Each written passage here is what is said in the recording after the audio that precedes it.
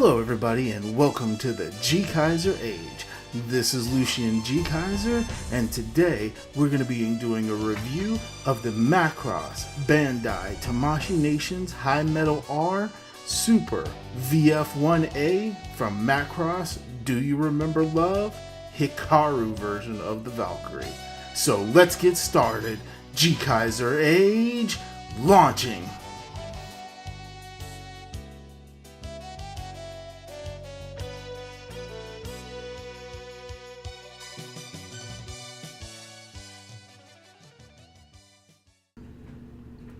Alright, so we're going to start this review taking a look at the fighter mode for the VF-1A Hi-MetalR Hikaru Do You Remember Love edition.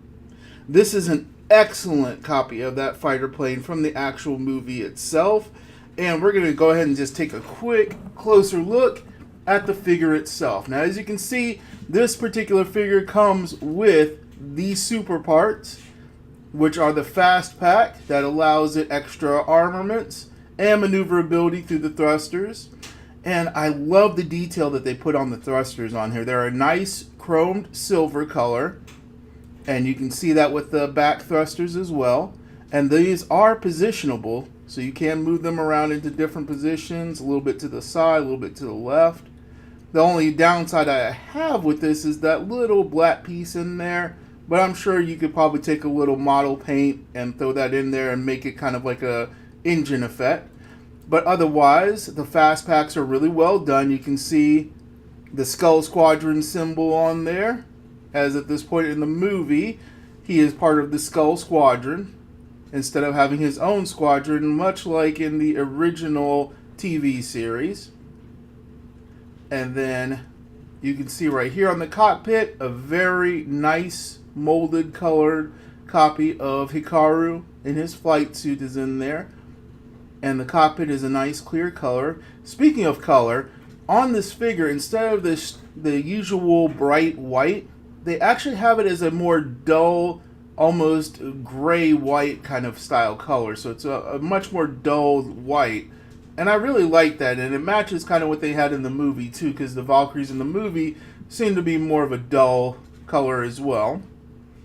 But you can see all the details. I currently have the landing gear placed on the figure right now. Now the landing gear is not integrated. You actually have to take the landing gear off and actually put it back on there with the covers on there instead of just having it fold in, which is okay. I don't mind a little parts forming for this just because it makes there's less parts that could become loose over time, because some of the bay doors eventually for landing gear can sometimes become loose and end up just flopping all over the place. But as you can see, there's a great amount of panel line detail on this figure that they really included, and I love that about the Hi-MetalRs. Even for their size, they have a lot of great detail on them.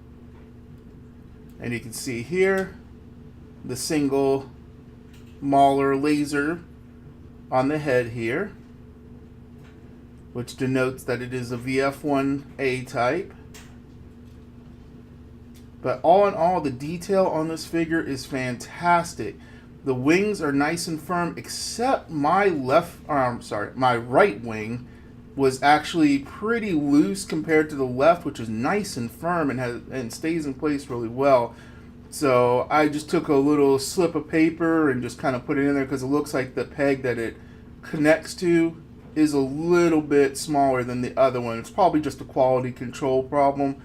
I don't know if anybody else is having this problem with theirs, but it was easily fixed with that little slip of paper in there, because these wings are detachable and they can be replaced with wings that do not have the peg in points for the weapons if you want a more smoother look.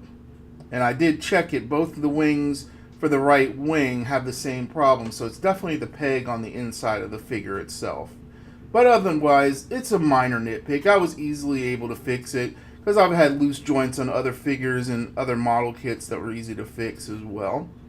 Now, let's go ahead and take a quick look at the weapons that it comes with. So it comes with 6 of the RMS-1 reaction missiles that we get to see used at the beginning of the film. It comes with a double pylon set and then a single pylon set one, so you can have 6 of these equipped at one time. There is a little quality control problem with one of my missiles, but I'll probably clear that up with a little matching paint. But otherwise, the missiles are extremely well detailed, and I absolutely love it. And then you get to see these used at the very beginning of the film. They can be used against larger ships, or they can be used to take out groups of enemy battle pods, which is what they did at the beginning of the movie. And then the next part we have are the micro missile packs. And as you can see, these are expertly well detailed and well painted. And it's a very nice look. This is the Do You Remember Love style, because the ones from the TV series were more of a smooth exterior. And this one has the nice groove right down the sides here. And the very detailed missiles at the front and the exhaust ports at the back for the missiles when they launch. And these are considered short-range micro missiles, so they are great for firing bursts of missiles to catch enemies that are high maneuverable enemies. So the missiles are designed for fighting those types of enemy craft. And it comes with 4 of these, so you can load it up. And taking off the fast pack, you can actually load it up and make it look like that memorable scene when they actually engage the Meltrandi forces, and Max has that fantastic fight against Miria in his VF-1S versus her Zentradi, or I should say Meltrandi battle suit. So it was just a fantastic scene. It's one of my favorite scenes from the movie. But let's go ahead and move on. We're going to go ahead and take a look at the Guardian mode after I go ahead and switch the landing gear over. And we'll go ahead and show that just real quick. So being very careful, you just pull the landing gear off. They come off pretty easily. You just want to wiggle it a little bit to get it loose. But they stay on there very nice. There we go. And then just take the landing gear covers, and we're going to slap those back in place. So we're going to start with the red one here, and you can tell they have a little curve right here, so it helps you tell which side that they go on. So this one goes on this side, and it fits in there nice and neat, and there's a little part right here where you can stick a tool or just your thumbnail if you have one long enough. I don't, but you can stick it right in there to pull that off pretty easily. And let's go ahead and get the other one on.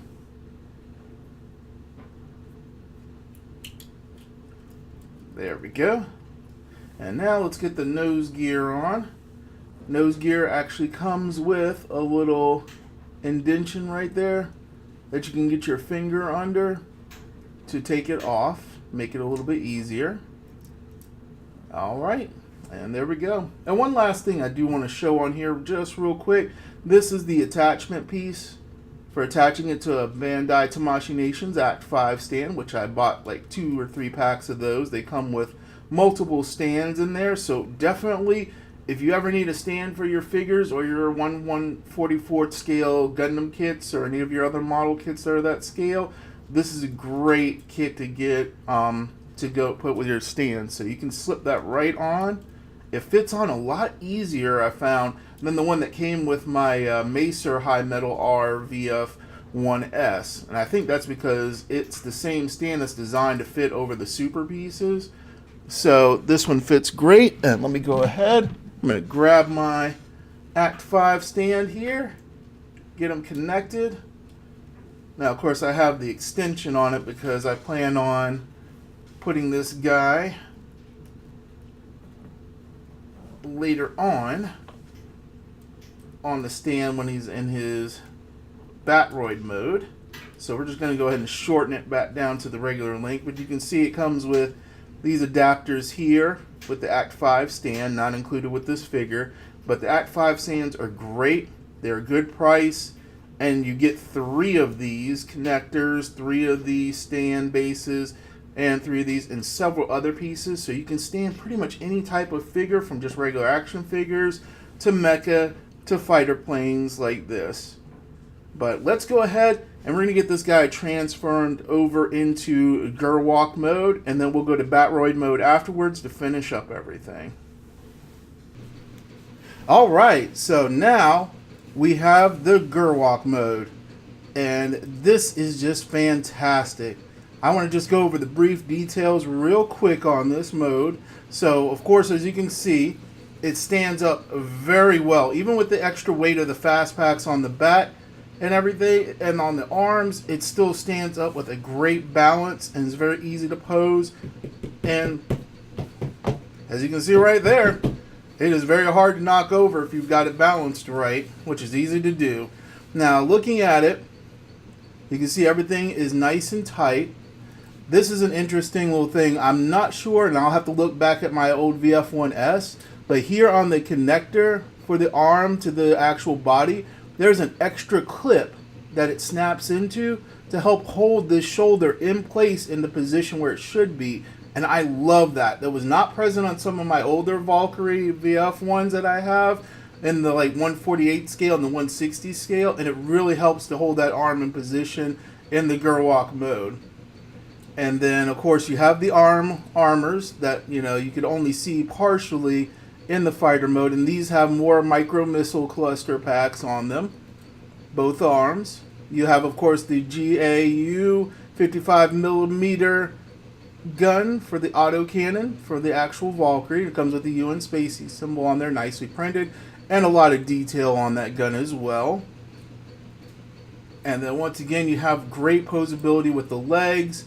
The front part of the foot that is also the exhaust nozzle for the actual fighter itself actually is on its own individual pivot. So that really helps with the posability when you have this guy standing up. And of course the legs have their own pivot. And of course they have a joint right there at the knee there. It makes it fantastically easy to pose. And all around, I just love this Gerwalk mode. It is just fantastically well done.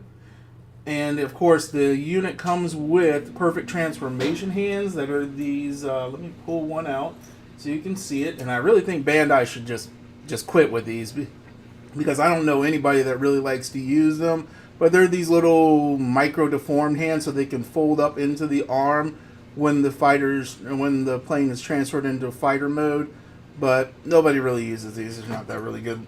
But instead, I have, of course, what they call the Do You Remember Love type hands. These are the more mechanical, squared off hands and fingers that were seen in the actual movie for the Valkyries in the movie itself. And I love these hands. I love them more than the rounded anime style hands, which aren't bad. I love the anime hands too, but these more mechanical ones just look more awesome. You even have a saluting hand, and we'll get to that in the Battroid mode, of course. And then you have, once again, another adapter, and this one just for the Gerwalk, so that way you can mount it on the bottom underneath here, so that way it can actually be mounted on that Bandai Tamashii Nations Act 5 stand. Alright, so now that we've taken a great look at the Gerwalk mode, seeing the posability, like the arms, I should probably focus on this a little bit more. The arms, as you can see, have multiple joints, which are much improved from some of the earlier models. So you have a double jointed arm, so you get a lot of bend and posability. You have the flexibility there, and then of course you have it where either the shoulder can pivot, or you have a pivot right here where it can pivot down and up. It's just great. And their arms are really nice and firm. They have a good firm and grip to them, so that way it doesn't just bend out of place when you're moving the figure around or playing with it. It'll stay in that position that you put it in quite easily. And I really love that, and I hope it doesn't get loose over time. If it does, it's something I'll annotate in the video itself later on if I notice anything. But everything is just great. The detail is great. The backpack looks fantastic. They put a lot of love and work into these Valkyries, and it's definitely worth the price to get it. So there we go. So that is the Gerwalk mode. And now we're going to go ahead and take a look at the Battroid mode next. As you can see, even with that posability, you make sure that you pose the feet correctly, but otherwise you can get it in pretty much any classic pose from the movie TV show, whatever suits your fancy. So let's go ahead and move on to Battroid mode.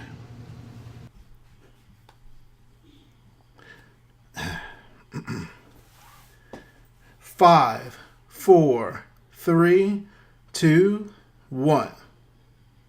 Alright, one other thing that I wanted to show off just real quick before I transfer it over to Battroid mode is this piece right here. This is a solid piece with two wings that shorten to be more anime representative. So when you are in Battroid mode, it makes it a lot easier to maneuver the legs and get it into better poses without very long wings getting into the way. So you just basically pull off the current wings, and then you just slide this one in position and lock it into place. And there, as you can see, it's a much shorter style of wing versus this much longer one. And of course, it's all about your preference, but if you're going to be posing this and doing some action poses with it and everything, it's best to have these way the longer wings don't get in the way of the legs. And now that I've shown that off, we're going to go ahead and transform it into Battroid mode and go ahead and show off the final form of the figure.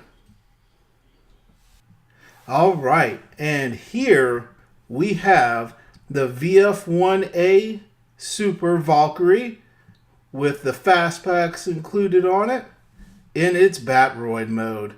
And I have to say, this is a very sturdy and awesome figure.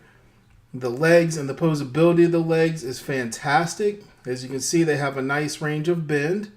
And once again, the posable toe right here for the thruster jet really helps it to hold up any pose that you'd like to make it from the actual show or movie itself. The fast pack keeps it in a nice balanced stature on the figure. I'm actually surprised, even with the extra weight of the two thruster missile packs on the back of it, it still stands up quite stern and quite easily. I really like that. The bat pack has a unique feature on the hinge that it doesn't actually require an attachment to the back of the figure itself to stay upright, which I really appreciate, because the previous figures had a little tab that you'd have to hook over, and there were quality issues with that where it would start to bend or break over time, and then this backpack would no longer be able to support the weight of the fast packs on it. So I really appreciate that kind of engineering. As you can see, another neat feature that is exclusive to the Hi-MetalR figures, except for the newer Arcadia VF1 figures, is this filler piece that goes right into this area here and helps to fill in the spot that would normally be vacant and empty from the transformation. So I really appreciate that as well, because it really helps the figure feel whole. And then another nifty little feature, so when the figure transforms, this little visor part would normally get caught, but as part of the transformation, when you pull the, of course, head laser this direction, you can actually push this in, and the head laser actually moves with it. And then when you have it transformed into Battroid mode to get it out, you simply push this and the mechanism pushes it out. I love that. It is such a great design. But everything on this figure is just fantastic and amazing. I really love all the detail and the work that they really put into making this figure just amazing and just awesome in detail. Now, another thing I wanted to show real quick with one of the fast pack bat packs is another neat little thing. I'll put this guy right there. If you have one of the Valkyries that actually has the strike version of the fast packs with the gun, you can still, even on this one, take off the missile part and replace it with the gun itself. Heck, if you have two of them, you could do a double gun version probably. But another neat little feature that they didn't even have to add this, but it's so awesome that they did, is, wow, look at that. Inner detail on the actual engine part of the pod. This is just great. This is just like icing on the cake for me when it comes to this figure. I was not expecting it, and when I saw it, I was like, that is just awesome. So, and it's pretty easy to put back on. You just want to be careful with the thin piece there. But, you know, snapping it back on, just got to slide that over the thruster sticking out. And there we go. Just always want to be careful because I definitely don't want to chip the paint on this guy because these are extremely hard to come by after the initial release. So I'm going to put that back on here. Now the other thing I do want to show off, of course, is the gun pod itself. As you can see, once again, very highly detailed, and it does come with a hand, so you can get that, you know, two-hand grip on the gun pod itself. And just excellent detail all around. The posability is amazing. And let's go ahead and talk about some of the hands. So you get several hands. You even get a right trigger hand, or a left trigger hand, I should say, for left triggering, just in case you want to have it on the other side. You, of course, get classic flat hands, one for each arm. So if for some reason you want to do a salute with either hand, you can do that, or something else with it. You get, of course, the open hands. So you get two of these guys. And then, of course, you get the normal balled fist hand right there. So that's always awesome. And, of course, you get a connector piece for the Battroid mode itself as well. So you get a nice connector for that. So you can always put it on another Tamashii stand. And then a final little thing I do want to show off are the intakes. When it's in fighter mode and it's in an atmosphere without the fast packs on, because they're meant more for space than actual atmospheric use, you can replace the intake covers that have the normal vent cover that you see here on the figure with these guys right here to show that inner inner intake details. So all in all, I really love this figure. It's just fantastic. The heat shield that you see here on the chest with the very nice skull and crossbones from our classic Skull Squadron is actually its own separate piece. You just take the canopy piece off during transformation and replace it with this guy. I really like that. Some of the older figures, like the 148 scale one that I have, has a slide out canopy piece, but there have been issues with those over time breaking, so it's always good to have something a little bit more steady, and I don't mind a little parts warming for such an epic and amazing figure. So, in the end, this is a fantastic Macross Valkyrie figure to have. If you can get your hands on this one or any of the other Hi-MetalR Macross Valkyries, I definitely recommend grabbing them when you can. Now, I know HobbyLink Japan recently had these still available. I'm not sure if they're still available now, but if they are, go ahead and order one. You're doing yourself a favor by getting a fantastic Macross figure that's great desk size for any kind of play area that you might have or display area you have. With its compact size, high quality detail, high quality parts, posability, and just fantastic overall look and paint application, you definitely cannot go wrong with this Hi-MetalR release. I'm expecting, since they've already announced the VF-1 Ostrich, the training plane that Hikaru was in, that the next one we're definitely should be getting is his VF-1S with the stripe pack on it. And I am definitely going to be right there to pre-order that as soon as it becomes available. Once again, this is Lucien GKaiser from the GKaiser Age. I hope you enjoyed this review. If you did, please like, comment, favorite, and subscribe to the channel. Then hit that bell icon to know when I have new content up. Also, check out my Twitter link below. Once again, it was fantastic reviewing this figure. It's an awesome figure. Get your hands on one when you can. Lucien GKaiser, signing out.